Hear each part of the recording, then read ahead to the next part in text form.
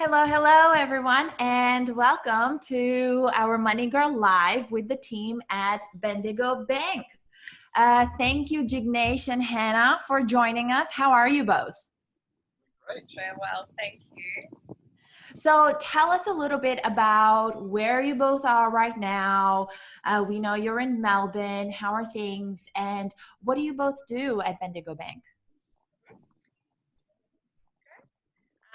So we are at the Caulfield Park Branch in Melbourne.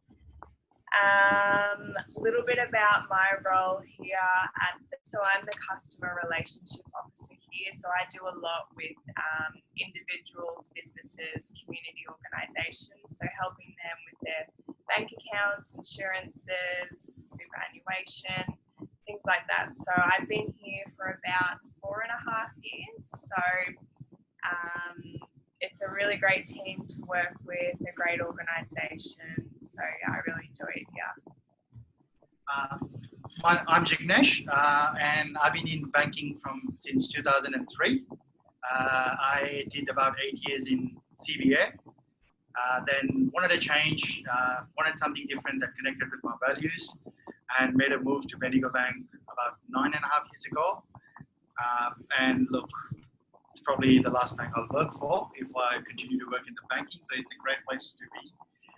And look, both of us are driven by the passion of assisting people, and we like the face-to-face interaction, which most of you would understand in this current lockdown we miss, and this is a great opportunity to connect with people through electronically or digitally.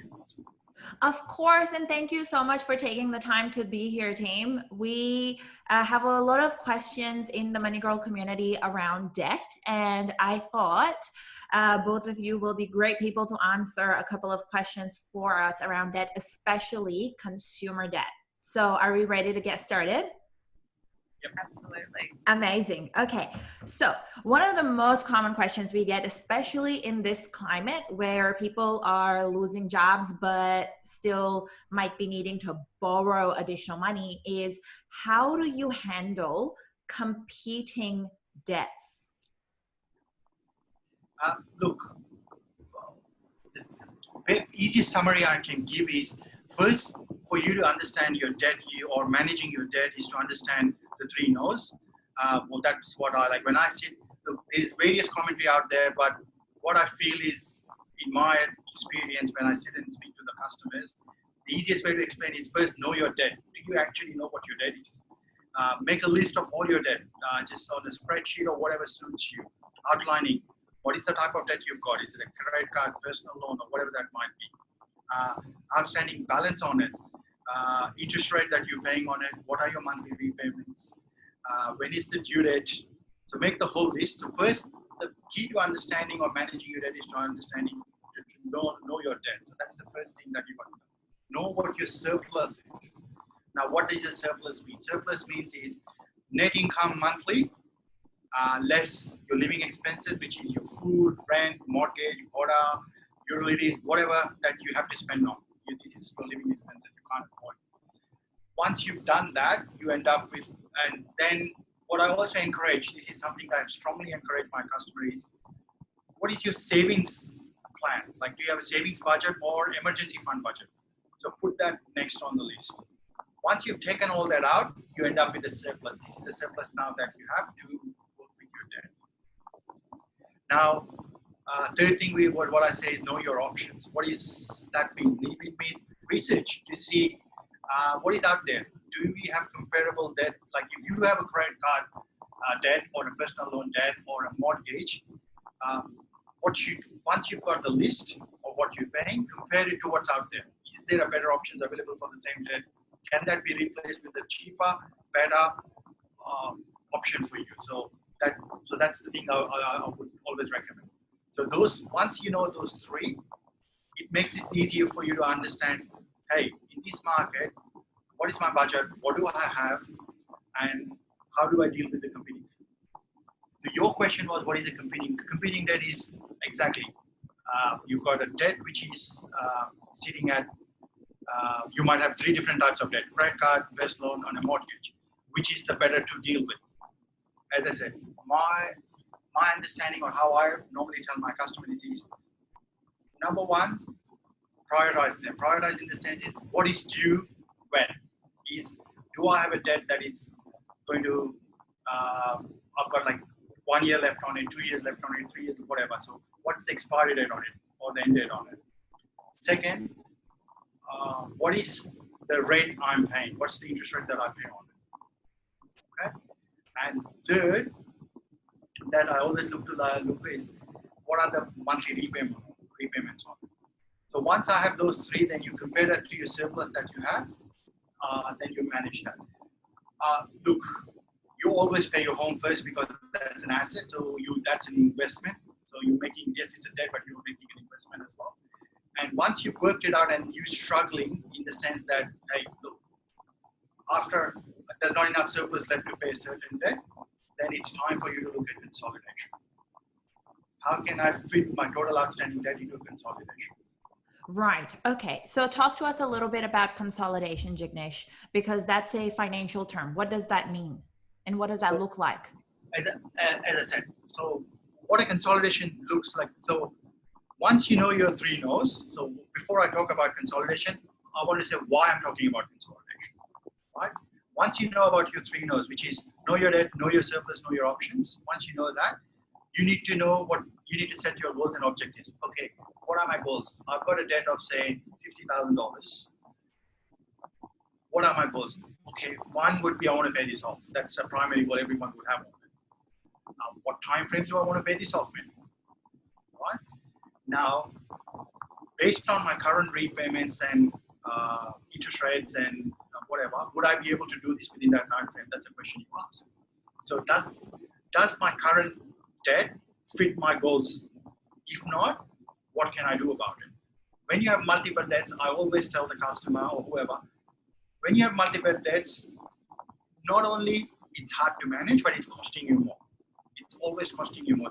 When you have multiple debt, it does cost you a lot more than what a consolidated debt. Consolidated debt means, can I combine this into one debt, which is the same amount of debt, but you just have one debt now, which you're repaying this over a set term. So if you have, say, 3 credit cards, to give you an example of, say, aggregate between 3 is $30,000, you're paying interest rate between 19% to low rate credit card of, say, 12% or something. So your average debt cost is about 15 to 16%. Now, is this the best debt? And then add on top of that the fee that you pay. If you miss a payment, then that late payment fee. That's the cost side of it.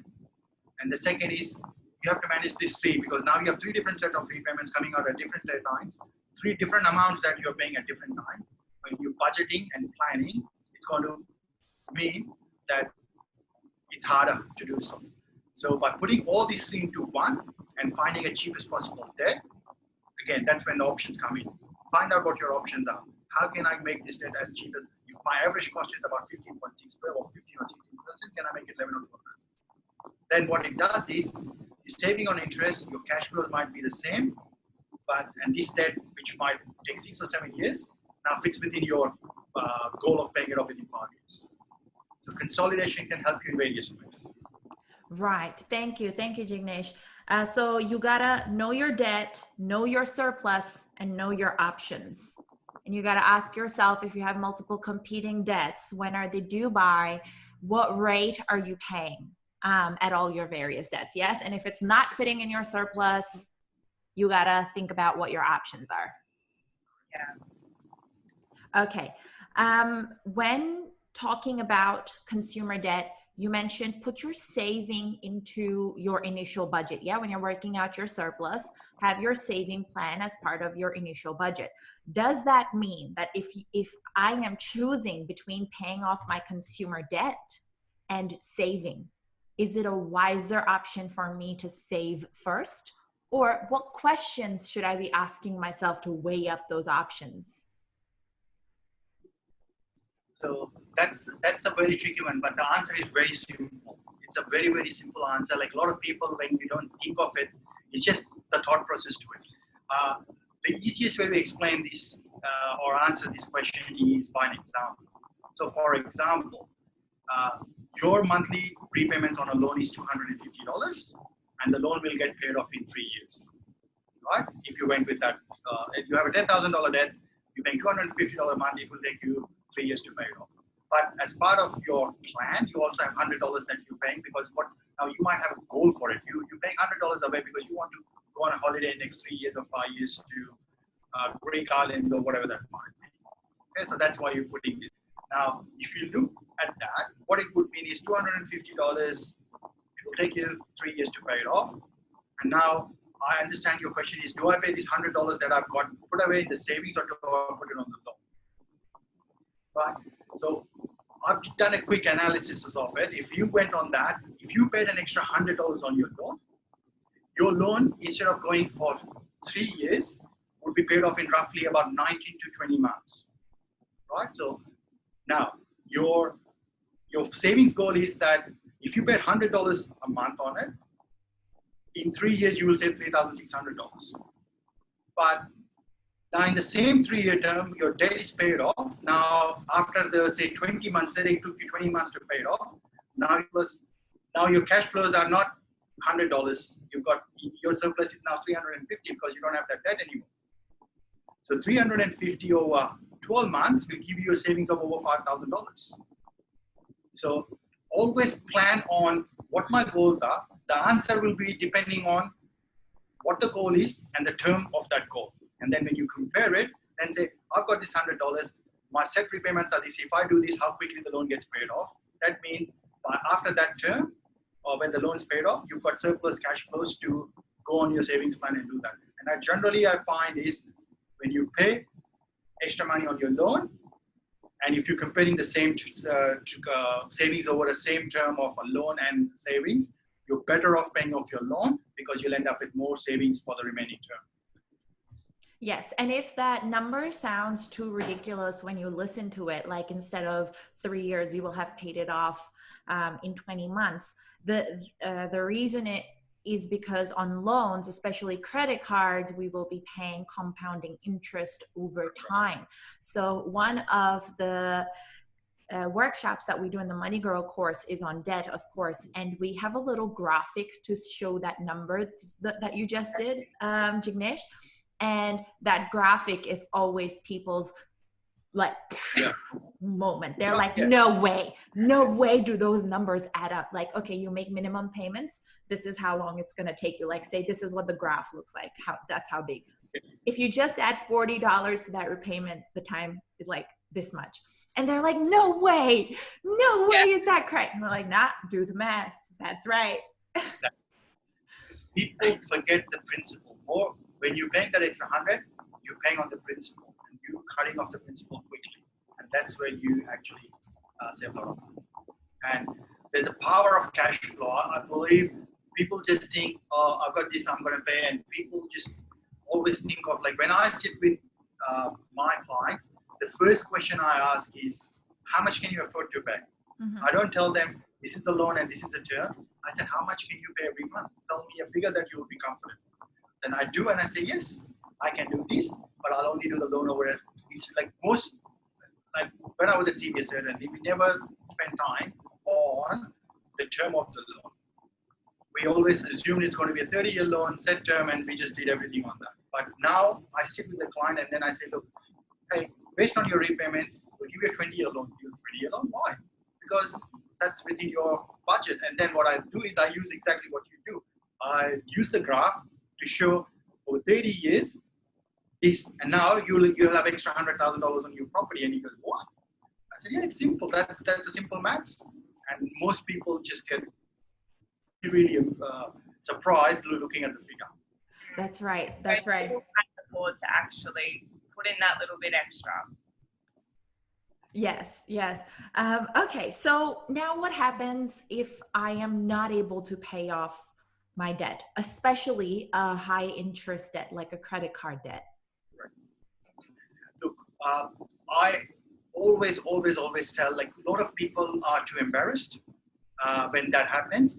I always strongly encourage all my clients, and I'm sure Hannah does and the whole team does, hey, we're here to help you. First thing we always recommend is pick up the phone call and speak to your whoever the debt is, call them, say, hey, look, I'm struggling, what options can you provide? We have a lot of options. If you don't call, we can't help or can't provide. So first thing we'll do is we'll look at to see if there's anything we can do to make it fit within your budget. So call your bank. That's the first strong advice I'll provide. Call your bank. Second, if you're struggling as well, if you understand, is it because you have suffered a financial hardship that you lost a job or whatever, then there's government organization you can go. There is a very, very good website. If you just did a simple Google search, it will come up. One of them is Smart Money. If you go up, that's a government funded and they manage. If you go and do a if you contact them, I know a lot of clients that help. Within the thing, like they've got a lot of information, but within their umbrella, there's options for someone helping you. They do financial counseling with you, so they can help you with budgeting if that's the problem. If the debt is if you're suffering hardship, then they'll guide you through various sources that they can. So that is also an option. There are also various private or government institutions that help manage the budgeting side. Like I'm sure we see enough ads on the TV on My Budget or whatever.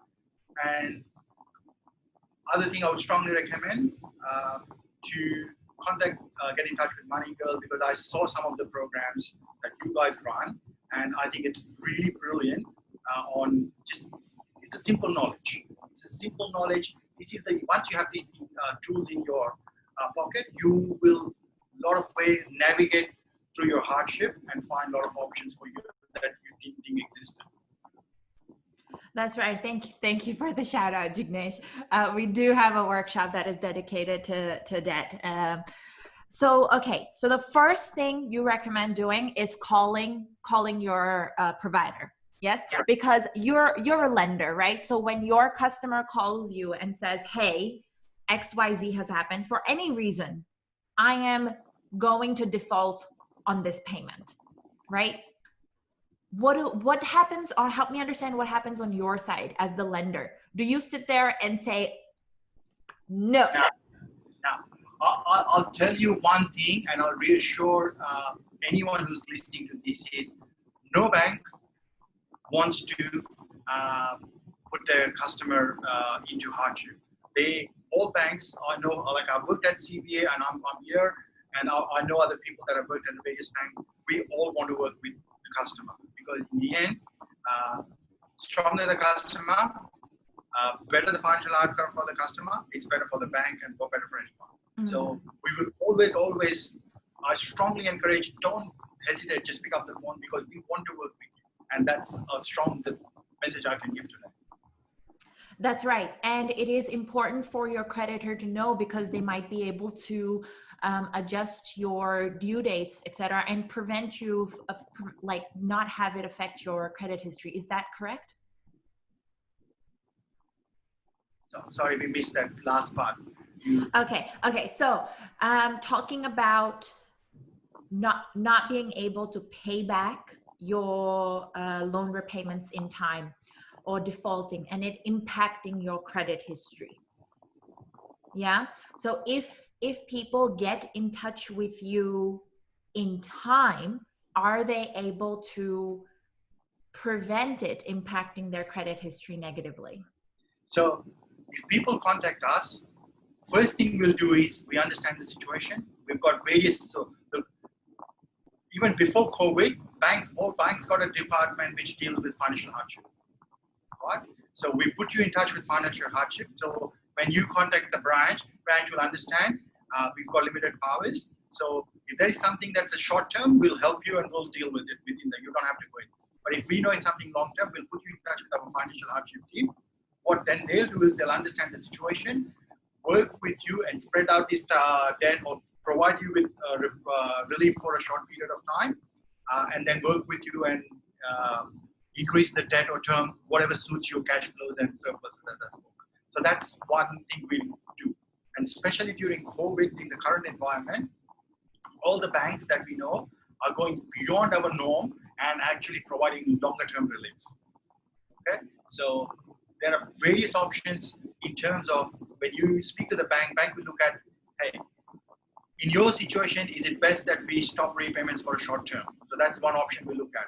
Or do we look at increasing the loan term and decrease your premium payment so you can continue to make these payments, okay? And then make to see if we can make these repayments fit your budget on your current situation. We'll look at that. Or you've come to a point where there's nothing that can be done, and again, based on the scenario, we'll always still find a way and we'll work with you in whatever. Now, any of this will not put any credit defaults or things like that on your credit rating. So that is something I can assure you. You choose any of these options is not, because you have come.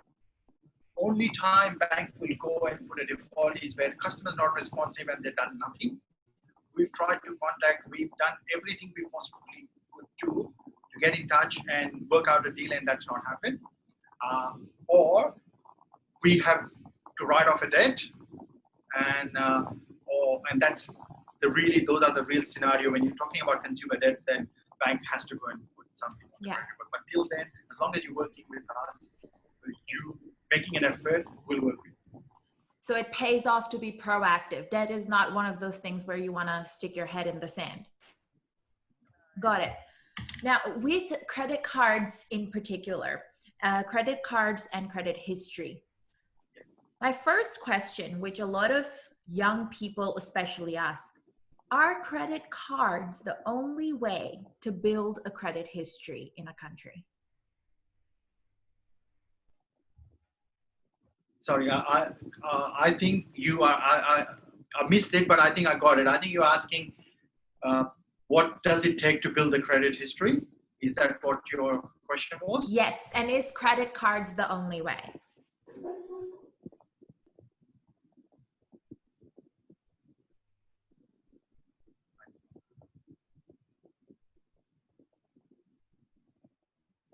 Can you hear us? Yes, yes, I can hear you. There's a wee bit of lag, but I can hear you. So is that correct? Is your question is how to build credit history? Correct, yes. So the credit report, so when you say credit history, I mean, I'm assuming that you're talking about your credit rating as to how does that affect. So look, generally how the credit reporting works is, depends on how much a customer, how many applications or credit cards or various type of debt a customer has applied in a short period of time. So usually they look at the last 12-month period. And if you're applying for a lot of debts in a short period of time, it does affect your score. That's one. So there's two things to it. One is the default history, and one is your actual rating as to the score that you get. So depending on number of inquiries you're making or number of credit you're applying for, that will affect your score. And again, that depends on how short a term you're applying that for. So again, that doesn't influence the bank's decision making. So a lot of people get confused. If I apply for 2 or 3 credit cards, and if I go to the bank, and it's going to affect, and bank's not going to say no.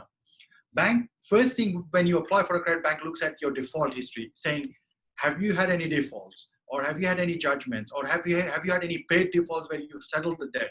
So these are the things we look at, which is important to understand your character as to what have you done about your debt? Do you pay your debt on time or no? And behind the scenes, depending on how promptly you're making your payments and what sort of a history you build over a period of time, that will help you increase your score, credit score.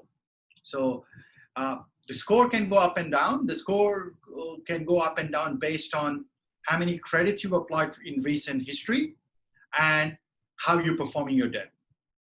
And when it comes to assessment, first thing bank look at is your default history. Are you paying your debt on time? Or have you had any defaults or judgments or any court orders or things like that? That's what we look at. Okay, all right.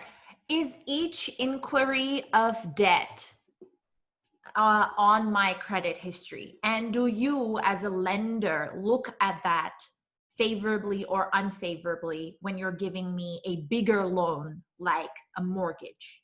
Yeah. So what we do is, obviously first we'll do initial assessment. Once we do the credit report, we go through your first to start with last 12 months history to see what are these inquiries about. We question you. We say, look, hey, like if you've already mentioned a debt, like for example, you might have applied for, you've got 2 credit cards and there are 4 inquiries on your credit history. 2 of them relate to the credit card that you've mentioned. We'll confirm saying, hey, is these those credit cards? What are the other 2? And as long as there's a logical explanation to all of that, banks do not take that as a negative when we're looking at your mortgage assessment or anything like that. But if we look at it and say, and if we come to a conclusion that you are one of those who just switches debts around because what you've done is you've accumulated this debt or something's hidden, then we get wary about you. Hey, why didn't you mention it? Because we will know. We'll have access and we'll know if you've got a debt that you've not mentioned, we'll be able to pick on that. So if you're upfront and honest and clear, then number of inquiries doesn't affect. It's just for us to understand, is there a debt that you've missed or not telling us about? Okay. What about if I'm a person who is moving around a high interest credit card debt onto introductory offer cards in order to save on interest payments? If I was looking at it, I would think you're smart, you know your money, you understand your money, and you're doing what's best for you, you understand your budget. So I wouldn't actually look at unfavorably for it. But when it goes to credit, as long as we have an explanation for it, as I said, a logical explanation to it, it's not a negative. Okay. What about a credit card that I have, but I don't necessarily use because it came as part of a bank package or something? How does that impact my credit history and also future borrowing capacity? So credit history, it shouldn't affect because, as I said, it's something that came, so that's part of the mortgage bundle. So it is there, but if you're not actively using it, what it means is it's not helping you build your credit score because it doesn't show that pattern of, hey, you used and you're paying, you used and you're paying, you used, you're paying. That's just a credit score offer. Now, it doesn't necessarily, if you've got a dormant card that you don't use, it doesn't impact your application or credit history as far as I'm concerned. But when we're doing an assessment, it does affect your borrowing capacity because you've got a limit. You may not be using, but you can use because you've got access to it. So which means we have to, regardless of what the money owing, it's the limit that matters. Whatever the limit is will affect your borrowing capacity. And this is the max limit that you are talking about, correct, Jignesh? Correct. So Correct. if I have a dormant credit card with a max limit of 20K, whether or not I have borrowed any money on it ever, you will consider that 20K as me having borrowed that money because I have access to it. Is that right? Correct. So if you have a $20,000 credit card, when I'm doing a mortgage, that goes as an $800 commitment per month. So remember at the start, I was talking about what's your surplus. So that $800 commitment comes out of that surplus before we start calculating your borrowing capacity. Now, don't hold me onto it, but in general terms, that $800 would mean you can borrow $100,000 less on your mortgage, roughly, give or take. Because that's what it would equate to, roughly, give or take. It's about 700 something, but $800 equals to about 100,000 less in borrowing capacity. Okay, got it. Another kind of loan, HEX loan, a very common loan that, HEX loan, and also like another kind of student loan, like a private student loan. How does that impact my borrowing capacity in terms of a bigger loan like a mortgage? Yeah, it does. It definitely affects so as I said, they are considered the commitment. So what we look at is how much you're paying on your payslip and whatever that is. And then we go to the government website where it will work out what your pro rata payment should be sometimes. And then whatever that commitment is, we have to include that as your monthly commitment on that facility. So got it. It will again, like a credit card debt, will affect your borrowing capacity. Right. So you're going to take that amount and take it out of my surplus, which you are looking at when you are considering giving me a bigger loan like a mortgage or not. Correct. Yeah. Okay. Correct. Got it. So, exactly. And so what we at that point in time look is like what we find is like during my experience is Yeah. So yeah, what we find is when it comes to HEX debt, what we find a lot of people who are, depending on the customer, they'll pay more than it's required because they actually want to get rid of it. And some people won't pay enough and then they'll pay at the end of the year because they don't want it to come out of the monthly surplus. Hence, what we do is we'll go and check the government website to see what those payments are and we use that. So if you're paying more, we'll take the lesser amount because that's what you're minimum required to pay. And if you're paying less, then we'll take the higher amount because that's what you should be paying. Okay. And then we also work with customers. When we look at a debt, we don't say, okay, that's the commitment. So for example, if you've got a $20,000 credit card, I would encourage, hey, do you really need this? If you're not using it, what's the minimum you need? We'll encourage them to decrease it so we can lend them more if that's what they want. Similarly with HEX debt, if they've got a small amount left over and the monthly commitment is too high, what would recommend is we would sometimes say, look, you're better off using your savings that you've got that you're going to put on a mortgage to pay that off. Then it's not used as a commitment, and then we can then lend you more because then that will help you buy the property that you wish to buy. Okay. Oh, before I forget, one last question in relation to credit cards. Jignesh, you said that if you have a dormant card sitting there, then, it's not helping you build your credit score. So a common question we get is credit cards the only way to build your credit score? As I said, it depends on why do you want to build a credit score? So for most young people, they're thinking, I want a credit history good enough so when I go to get a mortgage when I'm a little bit older, I will not have trouble. And they think the way to do that is to go and get a credit card now, and so that a bank can see that I have borrowed money in the past. So there is, as far as I'm concerned and in my experience, there is this myth that a credit score will help you get a mortgage or whatever. I can tell you, I've done mortgage for enough people that have never had nothing, and I've actually opened up a credit file with a mortgage. So when we're doing any loan application, let alone mortgage will have one extra thing. The first thing we look at is the servicing capacity of the person, which means what is your income and how much surplus you got. I keep talking about surplus. As I said, the surplus determines what you can borrow. So how much income do you have? What's your surplus?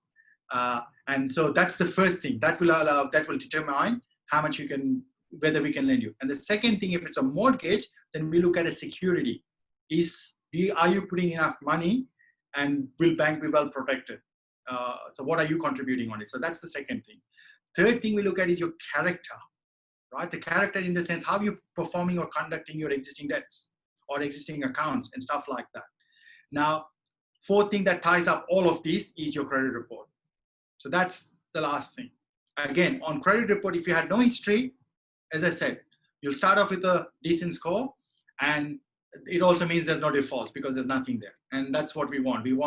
What we primarily look for is there a default or no. Score doesn't necessarily mean that you're going to get debt. When we look at the score is when we've got a debt, which all the top four things are either close or just negative, and they're just not indicating the strong position of the client, and we may not be able to provide the debt that they're after. Then we look at, say, look, it's close enough, but not quite there. Let's look at the score.